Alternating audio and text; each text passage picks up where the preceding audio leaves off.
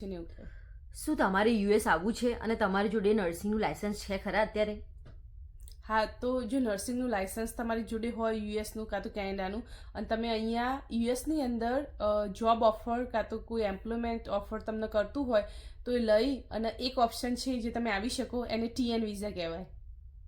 તો આ TN visa છે શું? તો TN વિઝા એવું હોય કે એ નોન ઇમિગ્રેશન સ્ટેટસ ઉપર તમે આવી શકો.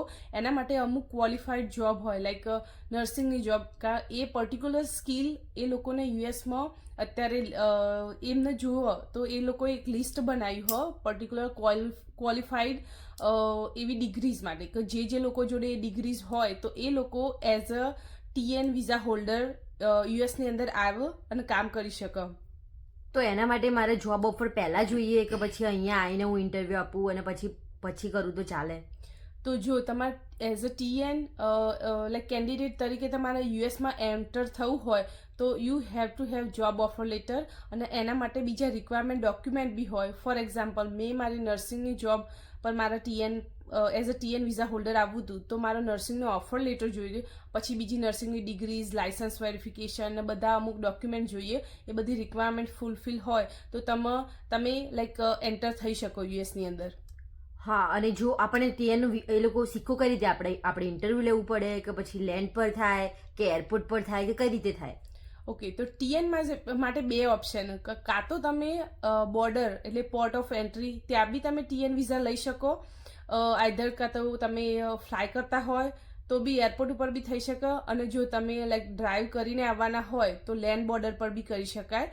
અને ઓલ્સો તમે TN લાઈક નોર્મલ જે રીતે આપણે ફાઇલ કરીએ તો એવી રીતે TN વિઝા માટે તમે ફાઇલ બી કરી શકો. પણ મેં લાઈક TN લેન્ડ બોર્ડર પર કરી હતી, અને આઈ થિંક ઇટ્સ ક્વિકેસ્ટ તો અને ઇઝીયર, તો એ બી કરી શકાય. ઓકે, અને વન્સ તમે ઈધર લેન્ડ કે પછી એરપોર્ટ પર જાઓ તો ત્યાં બેઝિકલી ઇન્ટરવ્યૂ થાય, એમ જ કહેવાનું ને? હા, તો ત્યાં તમે નોર્મલી જોબ ઓફરને બધું લઈને જાઓ ને તો એ નાનું એવું ક્વિક ઇન્ટરવ્યૂ હોય. એ બધું પૂછો કે તમે ક્યાં લાઈક તમારું જોબ ઓફર ક્યાં હોય, લાઈક લેજિટ જોબ કાં તો એમ્પ્લોયમેન્ટ જે કંપની હોય એ લેજિટ તમારું જે વર્કનું ટાઇટલ અને તમારી જોબ ડ્યુટી એ અલાઇન થાય TN વિઝા કેટેગરી જોડે, તો એ બધું મેક શ્યોર કરે. અને તમારે એ લોકોને લાગે કે ઓકે ભાઈ આ બધું કમ્પ્લીટ, તમારા ડોક્યુમેન્ટ બરાબર હોય અને તમે ઇન્ટરવ્યૂ બી ક્લિયર કરી શકો, તો તમે ઇઝીલી TN વિઝા આપી દે. ઓકે, સો તો જે એમ્પ્લોયર હોય આપણું યુએસમાં, એ આ કેટેગરીથી ફેમિલિયર હોય ખરા? આપણે જે એમને કહીએ જે ડોક્યુમેન્ટ્સ એ લોકો બિફોર હેન્ડ આપે ખરા વિધાઉટ મીટિંગ અસ? યસ. તો the good thing about TN visa, એની અંદર એમ્પ્લોયર તરફથી બહુ મોટી લાઈક ફાઇલ કાં તો કોઈ મોટા પેપર વર્ક જોઈતા નહીં હોતા. નોર્મલી એક જ વસ્તુ જોવો TNમાં ઇઝ ઓફર લેટર, જે નોર્મલી જોબ ઓફર લેટર હોય, અને બીજો એમ્પ્લોયમેન્ટ લેટર. એ employment letter kind of job ઓફરના જેવો જ છે, પણ એમાં બધું ડિટેલ ડિસ્ક્રિપ્શન આપી હોય.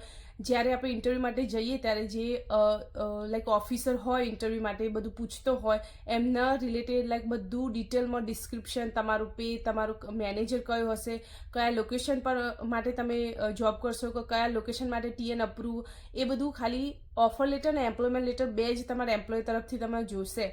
અને most of the employer in US એ લોકો TN વિઝાથી અવેર જ હોય છે. અને મોસ્ટ ઓફ ધ ટાઈમ આપણે કેનેડિયન સિટીઝન હોઈએ તો જ TN વિઝા લઈ શકીએ, રાઈટ? એટલે ઓલવેઝ કેનેડા અને યુએસમાં most of the paperwork ને બધું સિમિલર હોય, તો એ વસ્તુનો બહુ કોન્ફ્લિક્ટ કાં તો ઇસ્યુ નથી થતો.